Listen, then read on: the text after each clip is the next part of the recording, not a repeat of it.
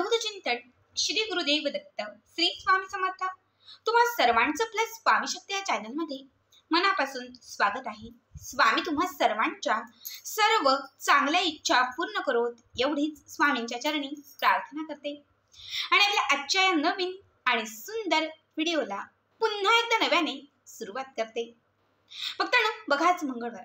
आजच्या या व्हिडिओमध्ये मी तुम्हाला मंगळवारी करावायचा एक अत्यंत प्रभावी उपाय सांगणार आहे। खरं तर मंगळवारचा दिवस हा माता लक्ष्मीला प्रसन्न करण्यासाठी, आपल्या कुलदेवीची सेवा करण्यासाठी, व्रत वैकल्य यांसारख्या सर्व शुभ गोष्टी करण्यासाठी हा दिवस अत्यंत महत्त्वाचा मानला जातो। बघा, तुमच्या घरामध्ये जर खूप दारिद्र्य असेल, खूप गरिबी असेल, तर ही गरिबी संपवण्यासाठी, दारिद्र्य जे आहे त्याचा नाश करण्यासाठी, घरामध्ये बरकत आणण्यासाठी मंगळवारचा दिवस हा अत्यंत महत्त्वाचा मानला जातो। कारण या दिवशी तुम्ही माता लक्ष्मीला जर आपल्या घराकडे प्रसन्न केले, या दिवशी उपायांनी तुम्ही माता लक्ष्मीला आपल्या घराकडे आकर्षित केले आणि या दिवशी जर माता लक्ष्मी तुमच्या घरामध्ये आली तर लक्षात ठेवा, अखंड स्वरूपाने तुमच्या घरामध्ये माता लक्ष्मी स्थिर होईल। चहू बाजूने तुमच्या घरामध्ये पैशांचा ओघ येईल। घरातील आर्थिक चणचण कुठेतरी कमी होत जाईल। कर्ज खूप झालं असेल तर त्या कर्जातून मुक्तता होईल। इच्छित मनोकामना पूर्ण होईल आणि माता लक्ष्मीची अखंड कृपा तुमच्यावरती प्राप्त राहील।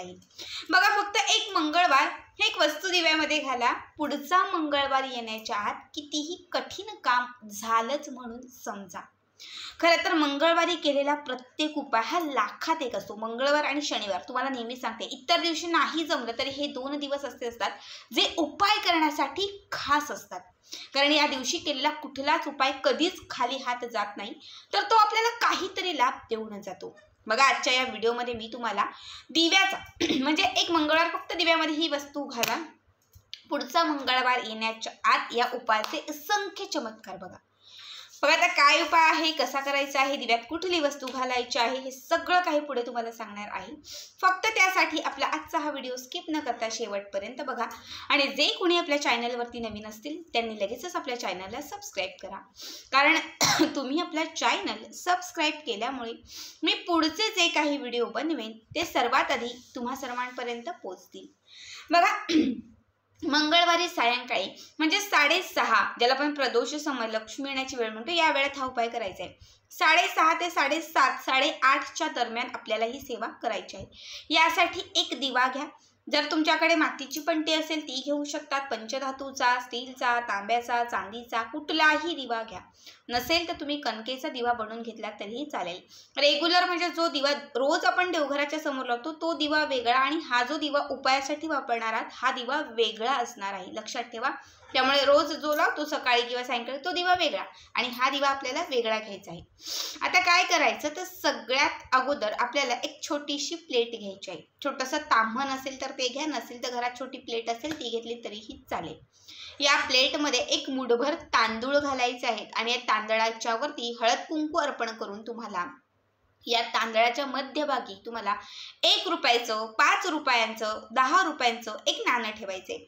1 रुपयाचंही ठेवू शकतात, 5 रुपयांचंही ठेवू शकतात किंवा तुम्ही 10 रुपयांचं नाणं ठेवलं तरीही चालेल।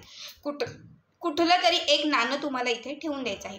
त्याच्यानंतर जो दिवा तुम्ही घेतलेला आहे तो दिवा याच्यावरती ठेवायचा आहे, ठीक आहे। त्या नाण्याच्या बरोबर वरती हा दिवा तुम्हाला ठेवायचा आहे।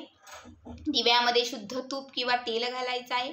शक्यतो कलाव्याची वात घाला, कलावा नसेल तर मग कापसाची वात घातली तरी चालेल। 2 वातींची पिळून एक वात करायची, ती त्या दिव्यामध्ये घालायची आणि हा दिवा प्रज्वलित करायचा म्हणजे दिवा पेटवायचा।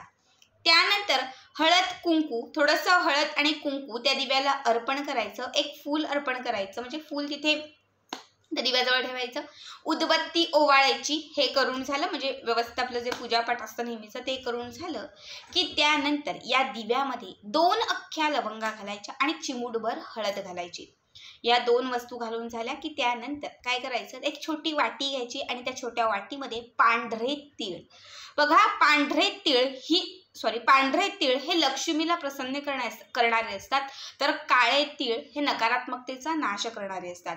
आपल्या घरामध्ये असलेली जी अवलक्ष्मी आहे त्या अवलक्ष्मीला घराच्या बाहेर घालवण्यासाठी आपण काळ्या तिळांचा उपाय करतो। तर आपल्या घरातील कोपऱ्याने कोपऱ्यात वसलेली जी लक्ष्मी असते त्या लक्ष्मीला जागृत करण्यासाठी, लक्ष्मीला स्थिर करण्यासाठी आपण पांढऱ्या तिळांचा उपाय करतो. आणि मंगळवारच्या दिवशी पांढऱ्या तिळांचा उपाय हा विशेष महत्त्वाचा मानला जातो. आपल्याला थोडेसे पांढरे तीळ घ्यायचे, त्याच्यावरती थोडंसं तुम्हाला अत्तर शिंपडायचे. अत्तर हे माता लक्ष्मीला अत्यंत प्रिय आहे, ज्याच्या वासाने माता लक्ष्मी जागृत होते, माता लक्ष्मी प्रसन्न होते. म्हणून थोडंसं अत्तर घालायचे तिळांच्या वरती आणि याच्यावरती एक अर्धा चमचाभर तुम्हाला चंदन घालायचं आहे. ओलं सुक्क जे असेल ते. ज्यांच्याकडे चंदन नाही आहे त्यांनी हळद घातली तरीही चालेल, पण सांगेन ज्यांच्याकडे चंदन आहे त्यांनी आवर्जून चंदन घाला, सुगंधित चंदन घाला. ठीक आहे. त्याच्यानंतर हे जे तीळ, त्यावरती स्प्रेड केलेलं अत्तर आणि चंदन किंवा हळद हे उजव्या हातावरती घेऊन पूर्ण दोन्ही हाताने असे चोळायचं आहे, संपूर्ण असं मिक्स करायचं आहे, पुन्हा त्या वाटीमध्ये ठेवून द्यायचं आहे. त्यानंतर या 3 बोटांनी करंगलीच्या शेजारची ही 2 जी बोटं आहेत, ही 2 बोटं आणि अंगठा, या 3 बोटांनी तुम्हाला हे तीळ जे आहे ते थोडे थोडे त्या दिव्यात अर्पण करायचे आहेत. आणि अर्पण करत असताना तुम्हाला तुमच्या कुलदेवीची, म्हणजे तुमची जी कुलदेवी असेल त्या कुलदेवीचा मंत्र म्हणायचा आहे.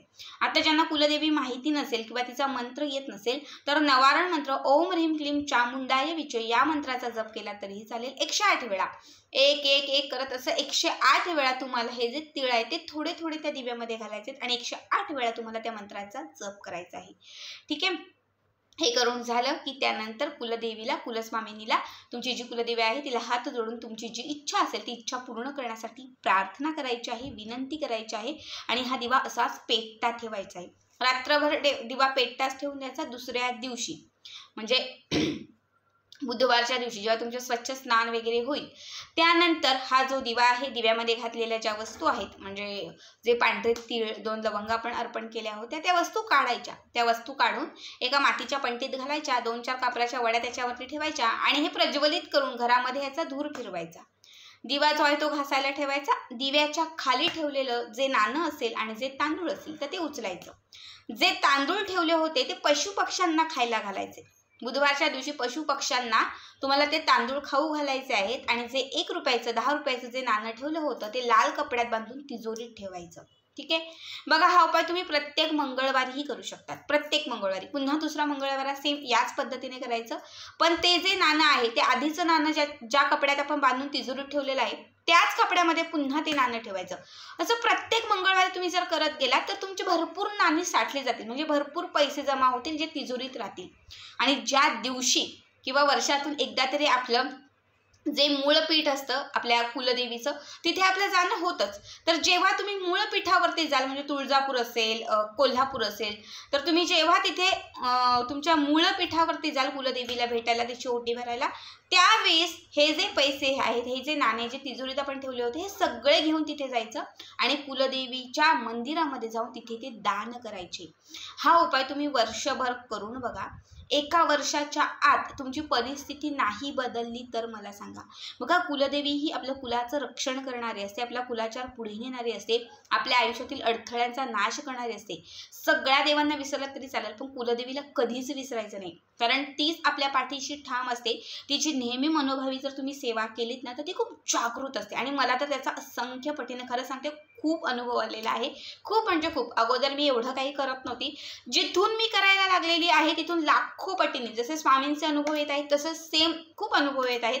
पण मनापासून विश्वासाने श्रद्धा केली तर नक्कीच ती आपल्या पाठीशी उभी राहते आणि ती आपल्याला सगळ्या संकटातून बाहेर काढते. रोज आपल्याला जरी नाही जमलं ना तिची सेवा किंवा अजून काय करायला, मंगळवारच्या दिवशी तुम्ही कमीत कमी तिचं स्मरण 5-10 मिनिटं नुसतं नामस्मरण केलं ना तरी खूप चांगला आपल्याला त्याचा लाभ होतो. तर ठीक आहे, या पद्धतीने तुम्हाला हा उपाय करायचा आहे. बघा, जेव्हा तुम्ही त्या दिव्यामध्ये पांढरे तीळ घालाल, जेव्हा तुम्ही तिचं स्मरण कराल, त्या क्षणात तुमच्या घरामध्ये असणारी माता लक्ष्मी ही जागृत होईल. जेव्हा तीळ त्याच्यामध्ये घाल, तिचं स्मरण कराल, तेव्हा माता लक्ष्मी तुमच्याकडे प्रसन्न होईल. त्यावेळेस तुम्ही ज्याही इच्छा व्यक्त कराल तर त्या प्रत्येक इच्छेला ती नक्कीच तथास्तु म्हणत जाईल.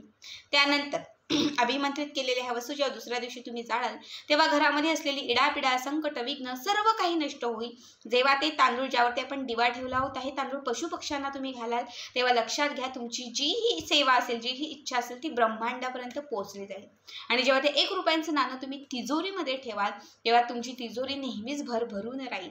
जेव्हा साठलेले ते पैसे जे असेल, नाणे असेल, जेव्हा तुम्ही मूळ पीठावरती तिथे अर्पण कराल तेव्हा कुलदेवी आयुष्यात तुम्हाला काही कमी पडू देणार नाही. तुमचं घर, प्रत्येक घरातील कोपऱ्याने कोपऱ्या धन धान्य वैभव पैसा ऐश्वर्य यांनी भरभरून ती या सर्वांनी ती भरभरून तुम्हाला ठेवेल.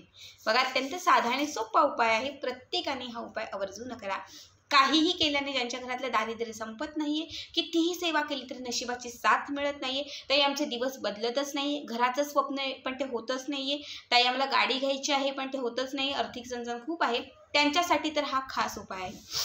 तर आजचा हा व्हिडिओ कसा वाटला कमेंट करा आणि असेच पुढचे व्हिडिओ पाहण्यासाठी चॅनलला सबस्क्राईब करा. श्री स्वामी समर्थ. जय जय स्वामी समर्थ.